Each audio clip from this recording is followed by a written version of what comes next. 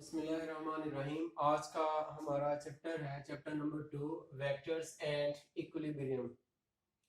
इसका आज पहला लेक्चर है। इक्विलिब्रियम से मुराद तवाज़ुन है। अक्सर आपने सुना होगा कि वो अपना तवाज़ुन बरकरार न रख सका और गिर गया। तो इस चैप्टर में हम वेक्टर्स को और इक्विलिब्रियम को डिस्कस करेंगे, लेकिन उससे पहले हम फिजिकल क्वांटिटी को, तभी मिकदार को डिस्कस करेंगे। फिजिकल क्वांटिटी क्या होती है? A property of matter which can be measured directly is called physical quantity.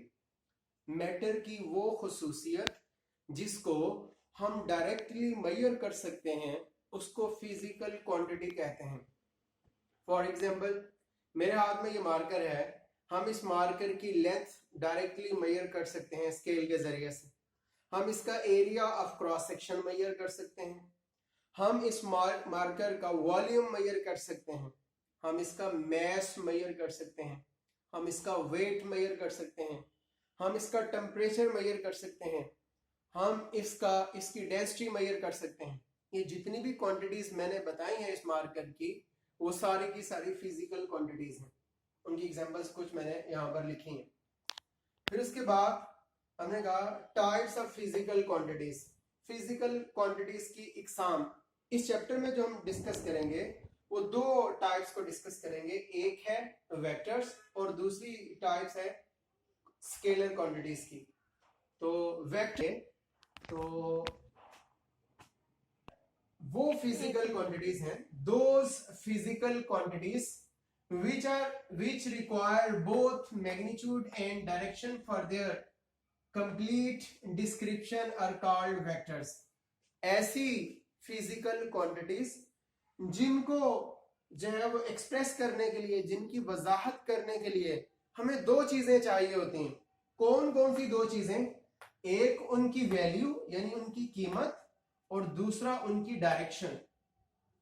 In quantities को हम वेक्टर्स कहते हैं। मैं एक बार फिर रिपीट कर देता हूं। वेक्टर्स को बताने के लिए दो चीजें चाहिए, मैग्नीट्यूड के साथ साथ उनकी डायरेक्शन भी बताना पड़ती है। फॉर एग्जाम्पल, यहाँ पर हमने जो है वो एक्सेलरेशन लिया है, फोर्स है, टॉर्क है, मोमेंटम है, डिस्प्लेसमेंट है, वेलोसिटी है। जो वेक्टर क्वांटिटीज जैसे जैसे इस बुक में आती रहेंगे, साथ साथ हम उनको एक्सप्लेन करते जाएंगे। उसके बाद है स्केलर क्वांटिटीज। स्केलर क्वांटिटीज कौन सी क्वांटिटीज हैं? Those physical quantities which require only magnitude for their complete description are called scalars. ऐसी वो फिजिकल क्वांटिटीज जिन्हें जरूरत होती है, किस चीज की जरूरत होती है?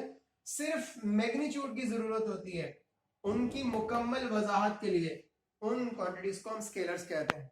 तो वेक्टर्स में मैग्नीट्यूड और डायरेक्शन दोनों चीजें हैं, और स्केलर्स में सिर्फ मैग्नीट्यूड बताना पड़ती है। और इनकी एग्जांपल्स में डिस्टेंस है, स्पीड है, वर्क है, टेम्परेचर है, डेंसिटी है, वॉल्यूम है, एरिया है, और इसके साथ पावर है, और भी बहुत सारी क्वांटिटीज स्केलर क्वांटिटीज हैं। जैसे जैसे इन क्वांटिटीज को हम बुक में पढ़ेंगे, साथ साथ उनको एक्सप्लेन भी करते जाएंगे कि ये कौन से वाली वेक्टर है और कौन से वाली स्केलर क्वांटिटी है। अब इसके साथ हम रिप्रेजेंटेशन ऑफ वेक्टर्स जो है वो पढ़ेंगे। अच्छा, वेक्टर्स की रिप्रेजेंटेशन को हम पढ़ेंगे साथ में। वेक्टर्स को जाहिर करने के दो तरीके हैं। हमने यहाँ पे लिखा vectors are represented by two ways. दो तरह से इनको जाहिर किया जा सकता है। नंबर एक, सिंबॉलिक रिप्रेजेंटेशन, यानी अलामतों के साथ वेक्टर्स को जाहिर करना। और दूसरा इसका जो है वो ग्राफिकल रिप्रेजेंटेशन है, यानी लाइनों के जरिए से वेक्टर्स को जाहिर करना। यहाँ पर अलामतों के जरिए से, और ग्राफिकल रिप्रेजेंटेशन में हम लाइनों के जरिए से वेक्टर्स को रिप्रेजेंट करते हैं। तो पहले हम सिंबॉलिक रिप्रेजेंटेशन को पढ़ेंगे। सिंबॉलिक रिप्रेजेंटेशन में हमने यहाँ पे लिखा कि in symbolic representation vectors are represented by bold face letter और light face letter with above or below, with arrow above or below the letter। कैसे? जिस तरह ये है, फर्ज करें एक वेक्टर को हम a से रिप्रेजेंट करते हैं। अब या तो हम इसको बोल्ड करेंगे, थोड़ा सा डार्क करके लिखेंगे, या फिर हम क्या करेंगे, हम इसके ऊपर एक तीर का निशान या इसके नीचे तीर का निशान लगाएंगे। ये वेक्टर्स को सिंबल्स के जरिए से जाहिर करने का तरीका है। सिंबॉलिक रिप्रेजेंटेशन में वेक्टर्स को बोल्ड करके लिखना या फिर वेक्टर की सिंबल के ऊपर तीर का निशान लगाना या उसके नीचे तीर का निशान लगाना। ये सिंबॉलिक रिप्रेजेंटेशन में वेक्टर्स को इस तरह रिप्रेजेंट करते हैं। इस बात का ख्याल रखेंगे, ये जरूरी नहीं है कि वेक्टर्स को कैपिटल लेटर से ही जाहिर किया जाए, समटाइम हम उनको स्मॉल लेटर से भी रिप्रेजेंट करते हैं। जिस तरह मैं यहाँ पर डिस्प्लेसमेंट की एग्जांपल लूंगा, डिस्प्लेसमेंट को हम जाहिर करते हैं तो ये हम इस तरह इसको शो करेंगे, इसको थोड़ा बोल्ड करके लिखेंगे या फिर डी लिखकर ऊपर तीर का निशान बना देंगे या डी लिखकर हम नीचे तीर का निशान बना देंगे। तो आमतौर पे बुक राइटिंग में इस बोल्ड फेस लेटर को अडॉप्ट किया जाता है। उसकी वजह क्या है? क्योंकि कंप्यूटर में कंपोजिंग के दौरान किसी वर्ड को बोल्ड करने में टाइम कम लगता है और उसके ऊपर तीर का निशान पुट करने में टाइम ज्यादा लगता है। इसलिए बुक्स राइटिंग के दौरान, कंपोजिंग के दौरान आमतौर पे हम इस मेथड को अडॉप्ट करते हैं। और जब हैंड रिटन हम जो है वो हाथ से लिख रहे होते हैं तो उसमें हम फिर क्या करते हैं कि हम तीर का निशान ऊपर बना देते हैं या नीचे बना देते हैं, क्योंकि हाथ से लिखते वक्त बोल्ड करने में टाइम ज्यादा लगता है और तीर का निशान लगाने में टाइम कम लगता है। इसलिए हाथ से लिखते वक्त इस मेथड को अडॉप्ट किया जाता है और कंपोजिंग के दौरान आमतौर पे इस मेथड को अडॉप्ट किया जाता है। और आपकी बुक में भी ज्यादातर जगहों पे इसी मेथड को, बोल्ड फेस लेटर के मेथड को अडॉप्ट किया गया है। अब इसके साथ साथ हम सिंबॉलिक रिप्रेजेंटेशन में ये भी जानेंगे कि वेक्टर्स की मैग्नीट्यूड को कैसे जाहिर किया जाता है। तो उसको मैं यहाँ पर एक्सप्लेन करता हूँ, वेक्टर्स की मैग्नीट्यूड कैसे हम डिस्कस करते हैं। अब मैग्नीट्यूड को लिखने के दो तरीके हैं। मैग्नीट्यूड कहते हैं वैल्यू को। तो एक तो ये फर्ज करें हमारे पास डिस्प्लेसमेंट है, हम लिख रहे हैं 5 मीटर, तो ऐसे भी लिख सकते हैं। या फिर हम लिखें, इसके ऊपर अगर तीर का निशान लगा देंगे तो साइड पे मॉडुलस लगाएंगे। ये जो दो लाइनें लगाई जाती हैं ये मॉडुलस को रिप्रेजेंट करती हैं। तो अब ये भी 5 मीटर को रिप्रेजेंट कर रहा है, ये मैग्नीट्यूड को रिप्रेजेंट कर रहा है। तो किसी भी वेक्टर की मैग्नीट्यूड को लिखने के दो तरीके हैं कि या तो सिंपल डी लिखें या ऊपर तीर का निशान लगाकर मॉडुलस लगा दें। हाँ, हम साथ में नीचे तीर का निशान लगाकर ऐसे भी लिख सकते हैं, ये इस तरह, लेकिन ये ज्यादातर यूज नहीं किया जाता। ये दो मेथड ज्यादा यूज किया जाता है। इसी तरह अब इसमें अगर एक वेक्टर मैंने ऐसे लिखा है, अब फॉर एग्जांपल एक वेक्टर ए है, मैं लिख रहा हूं 5 यूनिट्स, तो इसका मतलब जस्ट ये है कि मैंने इसकी मैग्नीट्यूड लिखी है। अगर मैं इसके साथ इसकी डायरेक्शन भी बता दूं, मैं यहां पे लिख रहा हूं ईस्ट, कि ये वेक्टर किस तरफ अमल कर रहा है, ये मशरिक की तरफ अमल कर रहा है, तो इसका मतलब मैंने मैग्नीट्यूड नहीं बताई, मैग्नीट्यूड के साथ साथ मैंने डायरेक्शन भी बताई। तो अब यहां पर सिंपल ए नहीं लिखेंगे, इसकी वेक्टर फॉर्म लिखेंगे, इसके ऊपर तीर का निशान बनाना जरूरी होगा। मैं दो फिर रिपीट कर देता हूं, जब सिर्फ मैग्नीट्यूड होती है तो उसको लिखने के लिए लाइट फेस लेटर यूज किया जाता है या मॉड यूज किया जाता है, लेकिन जब वेक्टर पूरा लिखा जाता है तो उस वक्त उसकी मैग्नीट्यूड भी बताई जाती है और उसके साथ साथ उसकी डायरेक्शन भी बताई जाती है। तो फिर उसके लिए यहाँ पर तीर का निशान ऊपर लगाना जरूरी है। जिस तरह वही मैं डिस्प्लेसमेंट को लिखता हूं कि डिस्प्लेसमेंट, अगर मैं यहाँ पे लिख रहा हूँ 5 मीटर और किस डायरेक्शन में है, साउथ डायरेक्शन में है ये डिस्प्लेसमेंट जो कवर हुआ। अब ऐसे लिखना सही नहीं है, क्योंकि मैं यहाँ पर मैग्नीट्यूड बता रहा हूँ और उसके साथ डायरेक्शन भी बता रहा हूँ, तो मुझे लेफ्ट साइड पे पूरा वेक्टर शो करना होगा। तो इसके लिए यहाँ पर तीर का निशान बताएं। तो जब जस्ट मैग्नीट्यूड बताई जा रही होगी तो लाइट फेस लेटर, और जब मैग्नीट्यूड के साथ डायरेक्शन भी बताई जा रही होगी तो फिर हमें लेफ्ट साइड के ऊपर पूरे वेक्टर को शो करना पड़ेगा, या बोल्ड फेस लेटर के जरिए से या लाइट फेस लेटर लिखकर उसके ऊपर तीर का निशान लगाकर हमें वेक्टर को जाहिर करना होगा। ग्राफिकल रिप्रेजेंटेशन में हमने जो है वेक्टर्स को रिप्रेजेंट करते हैं स्ट्रेट लाइन में। In graphical representation vectors are represented by straight lines with arrowhead at their one end. Graphical representation में वेक्टर्स को सीधी लाइनों से जाहिर किया जाता है। और उनके एक एंड पे तीर का निशान लगाया जाता है। The lines are drawn according to a selected scale.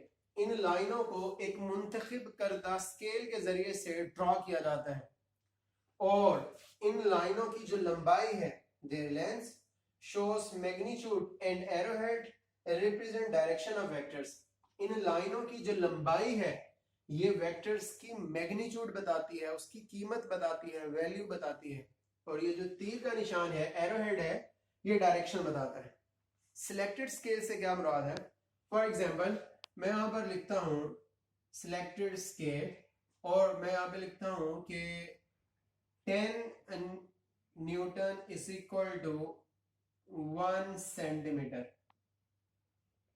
अब 50 न्यूटन की फोर्स लग रही है ईस्ट की तरफ, तो उसको हम कैसे रिप्रेजेंट करेंगे? 50 न्यूटन इज इक्वल टू, हम यहां पर 5 सेंटीमीटर लेंगे। आपको पता है कि जब हम डायरेक्शन से रिप्रेजेंट करते हैं तो हम यहाँ पर अपर साइड पे नॉर्थ, लोअर साइड पे साउथ, राइट साइड पे ईस्ट और लेफ्ट साइड पे वेस्ट हम यहाँ पर ड्रॉ करते हैं, लिखते हैं। अब हमने सिलेक्टेड स्केल अपनी मर्जी से लिया, 10 newton is equal to 1 centimetre, और अगर 50 न्यूटन की फोर्स लग रही है तो उसके लिए हमें 5 सेंटीमीटर लंबी लाइन, ये फर्जी वैल्यू हमने ली है, तो हम यहाँ पर 5 सेंटीमीटर लंबी लाइन लगाएंगे और उसकी डायरेक्शन किस तरफ देंगे? जैसा कि मैंने अभी बताया कि फर्ज करें फोर्स है वो ईस्ट की तरफ लग रही है, तो हम इसकी डायरेक्शन यहाँ पर शो करेंगे ईस्ट की तरफ। ये तीर का निशान आप देख सकते हैं ईस्ट की तरफ। तो ये हमारे पास 50 न्यूटन की फोर्स है जिसको हमने कितनी लंबी लाइन के जरिए से रिप्रेजेंट किया है? 5 सेंटीमीटर लंबी लाइन से रिप्रेजेंट किया। जरूरी नहीं कि हमेशा हम 10 न्यूटन को ही 1 सेंटीमीटर लिखें, हम अपनी मर्जी का स्केल भी सिलेक्ट कर सकते हैं। फॉर एग्जांपल आप चाहते हैं कि जी ये जो है वो 25 newton is equal to 1 centimetre रखना चाहते हैं, तो उसके लिए 50 न्यूटन की फोर्स को कितनी लंबी लाइन से जाहिर करना पड़ेगा? तो जाहिर ही बात है कि वो 50 न्यूटन की फोर्स है उसके लिए हमें जस्ट कितने सेंटीमीटर लंबी लाइन लगानी पड़ेगी? 2 सेंटीमीटर लंबी लाइन लगानी पड़ेगी। हम स्केल के जरिए से 2 सेंटीमीटर लंबी लाइन लगाएंगे और उसके एक साइड पे तीर का निशान शो कर देंगे। ये तो मैंने यहाँ पर जो है वो बताया आपको कि फोर्स ईस्ट की तरफ लग रही, अगर ये फोर्स वेस्ट की तरफ लग रही होती तो तीर का निशान हम इधर पुट नहीं करते बल्कि इस साइड पे, ये वेस्ट की साइड ये है, तो हम तीर का निशान इस साइड पे शो कर देते, ऐसे शो कर देते। तो बहरहाल यहां पर लाइनों, इस लाइन को हम कहते हैं रिप्रेजेंटेटिव लाइन। इस लाइन का नाम है, इसको हम कहते हैं रिप्रेजेंटेटिव लाइन।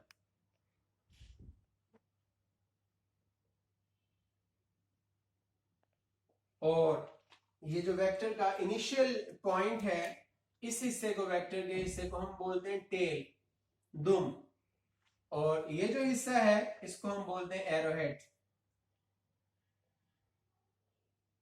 तीर का निशान। तो ग्राफिकल रिप्रेजेंटेशन में वेक्टर्स को सीधी लाइनों से जाहिर किया जाता है और इन लाइनों की जो लंबाइयां हैं, इनकी जो लेंथ है, वो सिलेक्टेड स्केल के जरिए से ड्रॉ की जाती हैं और इनके एक एंड पे तीर का निशान जाहिर किया जाता है। वो तीर का निशान इनकी डायरेक्शन बताता है वेक्टर्स की, और लाइन की जो लेंथ है वो वेक्टर की मैग्नीट्यूड बताती है, उसकी मिकदार को बताती है। जितनी ज्यादा लंबी लाइन होगी एक मुंतखब स्केल के अंदर, उतनी वेक्टर की मैग्नीट्यूड भी ज्यादा होगी, और जितनी लाइन की लेंथ कम होगी उतनी मैग्नीट्यूड भी कम होगी। और एक बात और याद रखिएगा, इसी चैप्टर के एंड में एक शॉर्ट क्वेश्चन भी है, can the magnitude of a vector be negative? क्या किसी वेक्टर की मैग्नीट्यूड नेगेटिव हो सकती है? तो उसमें हम यही लिखते हैं, know the magnitude of a vector can never be negative. किसी वेक्टर की मैग्नीट्यूड कभी भी नेगेटिव नहीं हो सकती। क्यों नहीं हो सकती? क्योंकि मैग्नीट्यूड हमेशा जो है वो वेक्टर की लेंथ को रिप्रेजेंट करती है, और लेंथ कभी भी नेगेटिव नहीं होती, वो हमेशा पॉजिटिव होती है। इसलिए ये एडिशनल पॉइंट है, ये आपने याद रखना है कि वेक्टर की मैग्नीट्यूड कभी भी नेगेटिव नहीं होती।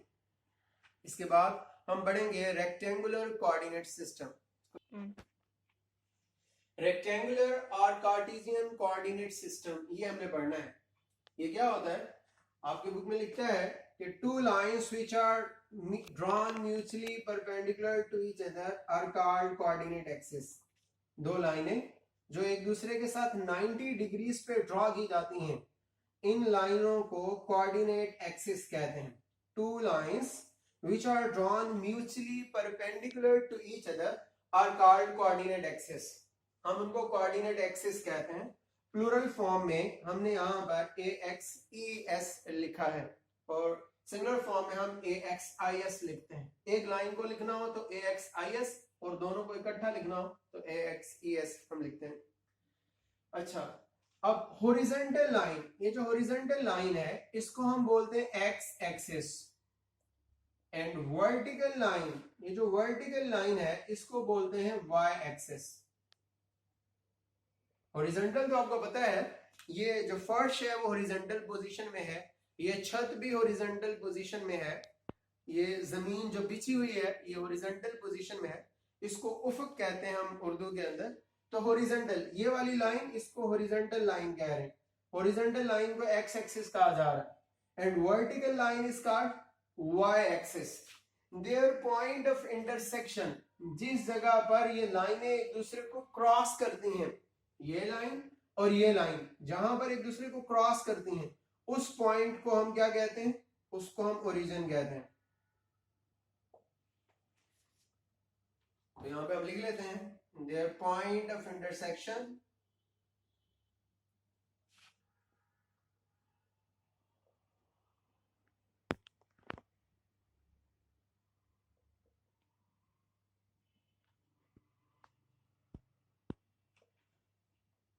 is called origin। तो शॉर्टली हम इसको फिर कैसे डिफाइन करेंगे, the system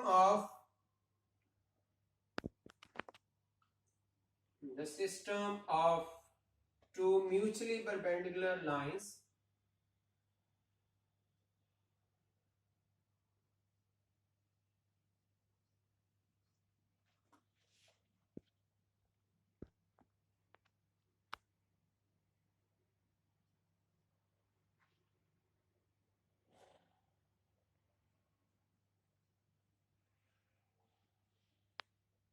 is called rectangular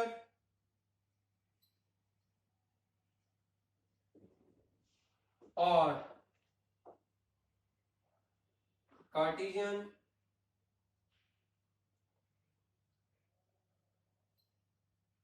coordinate system।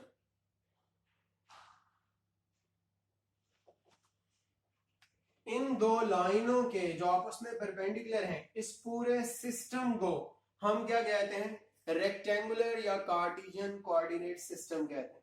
इसमें हॉरिजॉन्टल लाइन को एक्स एक्सिस कहा जा रहा है, वर्टिकल लाइन को वाई एक्सिस कहा जा रहा है, और जिस पॉइंट पे ये लाइनें एक दूसरे को क्रॉस कर रही हैं उसको ओरिजिन कहा जा रहा है। अब आगे फिर वो एक एग्जांपल लेता है, वो कह रहा है फर्स्ट करें, ये हमारे पास एक वेक्टर है, इसको कोई भी नाम हम दे लेते हैं। फॉर एग्जांपल हम इसको ए से रिप्रेजेंट करते हैं, ये ए एक वेक्टर है, ये किस पॉइंट को रिप्रेजेंट कर रहा है, पी पॉइंट की लोकेशन रिप्रेजेंट कर रहा है। अब इस पी पॉइंट के दो कोऑर्डिनेट्स हैं, ए और दूसरा बी, ए और कॉमा डाल के हमने लिखा है बी। ए और बी इसके कोऑर्डिनेट्स हैं। क्या मतलब है इनका, इनका मतलब ये है कि अगर हम इस पॉइंट पी तक पहुंचना चाहते हैं ओरिजिन से शुरू करके, तो हमें एक्स एक्सिस के अलोंग कितना चलना पड़ेगा, ए यूनिट चलना पड़ेगा हमें, और वाई एक्सिस के अलोंग कितने यूनिट चलना पड़ेगा, ये फासला किस एक्सिस के अलोंग है, वाई एक्सिस के अलोंग, और ये फासला एक्स एक्सिस के अलोंग। तो हम यहां पे लिखेंगे बी यूनिट हमें चलना पड़ेगा वाई एक्सिस के अलोंग। मैं फिर रिपीट करता हूं, ये पॉइंट P है, इसके कोऑर्डिनेट्स A, B है। इसका मतलब ये है इस पॉइंट का एक्स एक्सिस के अलोंग जो फासला है वो कितना है, A यूनिट्स, और Y एक्सिस के अलोंग इसका फासला कितने यूनिट्स है, B यूनिट्स। अब यूनिट से क्या मुराद है? ये यूनिट्स जो है वो मीटर्स में भी हो सकते हैं, ये किलोमीटर्स में भी हो सकते हैं, सेंटीमीटर्स में भी हो सकते हैं, ये किसी भी जो है वो टिपिकल यूनिट को हम यहाँ पर रिप्रेजेंट कर सकते हैं। बहरहाल यहाँ पर वो कह रहे हैं कि ये एक वेक्टर ए है, पी पॉइंट की लोकेशन जाहिर कर रहा है। अगर हम इस पी पॉइंट तक ओरिजिन से पी पॉइंट तक पहुंचना चाहते हैं, हमें एक्स एक्सिस के अलोंग ए यूनिट चलना पड़ेगा और वाई एक्सिस के अलोंग बी यूनिट चलना पड़ेगा। मैं यहाँ पर सिंपली शो कर देता हूं। ये जो लेफ्ट साइड पे है ये फासला है किस एक्सिस के अलोंग? एक्स एक्सिस के अलोंग। और ये जो बी है ये फासला है किस एक्सिस के अलोंग? ये वाई एक्सिस के अलोंग फासला है। एक और एग्जांपल ले लेते हैं। फॉर एग्जांपल मैं यहाँ पर लिखता हूं P एक पॉइंट है और उसके कोऑर्डिनेट्स हैं 7 और यहाँ पर 3। अब देखें इसमें यहाँ पर 7 एक्स एक्सिस के अलोंग जो वैल्यू है वो ज्यादा है और वाई एक्सिस के अलोंग वैल्यू कम है। तो इसका मतलब ये होगा, ये कुछ इस तरह से अगर हम इसको ड्रॉ करना चाहें तो ये इस तरह होगा। अब ये आप देख रहे होंगे एक्स एक्सिस वाली वैल्यू ज्यादा है 7 और वाई एक्सिस वैल्यू ये वैल्यू जो है ये कम है। तो इसका मतलब इस पॉइंट का जो झुकाव है ये एक्स एक्सिस के अलोंग ज्यादा है और वाई एक्सिस के अलोंग इसका इस पॉइंट का जो फासला है वो कम है। एक्स एक्सिस के अलोंग ज्यादा, वाई एक्सिस के अलोंग कम। तो ये जो कोऑर्डिनेट्स हैं ये हमें बताते हैं दूरियां, फासले। किसके फासले? इस पॉइंट का फासला। एक्स एक्सिस के अलोंग जो फासला है उसको ए से रिप्रेजेंट किया जा रहा है और वाई एक्सिस के अलोंग जो फासला है इसका उसको हम बी से रिप्रेजेंट कर रहे हैं। अच्छा यहाँ पर ये बात याद रखिएगा, वैसे नॉर्मली किसी वेक्टर की डायरेक्शन तीर के निशान से बताई जाती है, लेकिन जब वो वेक्टर जो है वो एक्स वाई या इन एक्सिस के इन बिटवीन कहीं पे हो तो उसकी डायरेक्शन बताने के लिए तीर का निशान अकेला काफी नहीं होता। तो उसकी डायरेक्शन बताने के लिए फिर हम एक एंगल का भी सहारा लेते हैं। तो ये एंगल वेक्टर की representative line anti clockwise direction में बनाती है। कौन से एक्सिस के साथ बनाती है? एक्स एक्सिस के साथ बनाती है। तो हम इस दो एक्सिस के सिस्टम को प्लेन कोऑर्डिनेट सिस्टम भी कहते हैं। तो इसलिए हम यहाँ पे लिखते हैं कि प्लेन कोऑर्डिनेट सिस्टम में किसी वेक्टर की डायरेक्शन को एक एंगल से बताया जाता है। मैं यहाँ पे लिखता हूं in plane coordinate system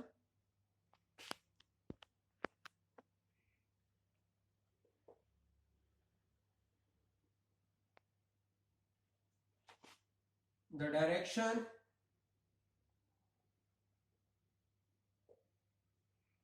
of a vector is represented by an angle theta which the representative line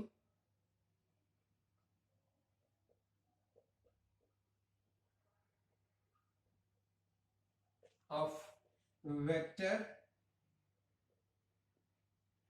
makes with x axis, positive x axis,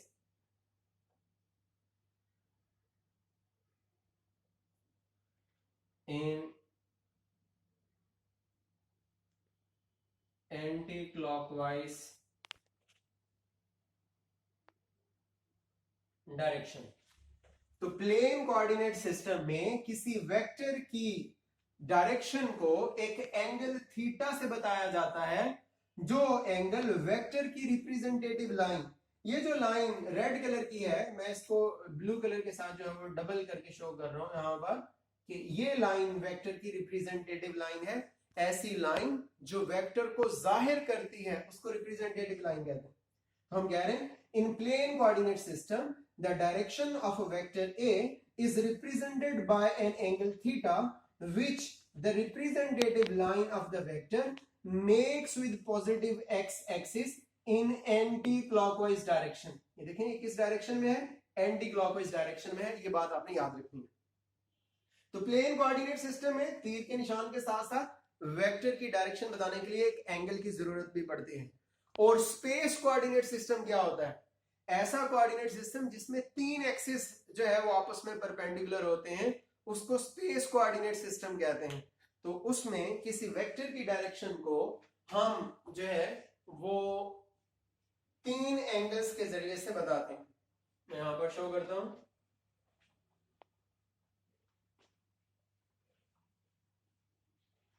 ये स्पेस कोऑर्डिनेट सिस्टम है।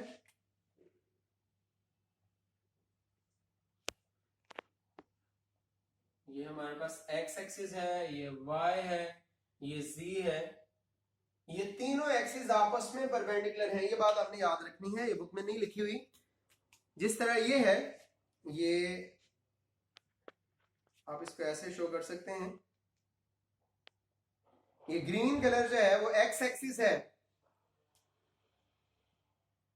ये ग्रीन कलर एक्स एक्सिस को represent कर रहा है और black colour का ये मार्कर वाई एक्सिस को रिप्रेजेंट कर रहा है और ब्लू कलर का ये मार्कर जी एक्सिस को रिप्रेजेंट कर रहा है।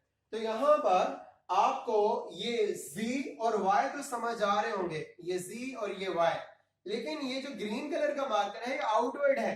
तो देखें पेज के ऊपर हम आउटवर्ड लाइन ड्रॉ नहीं कर सकते, हवा में लाइन ऐसे बाहर की तरफ ड्रॉ नहीं कर सकते, इसलिए हम थोड़ा सा इस तरफ ड्रॉ कर लेते हैं।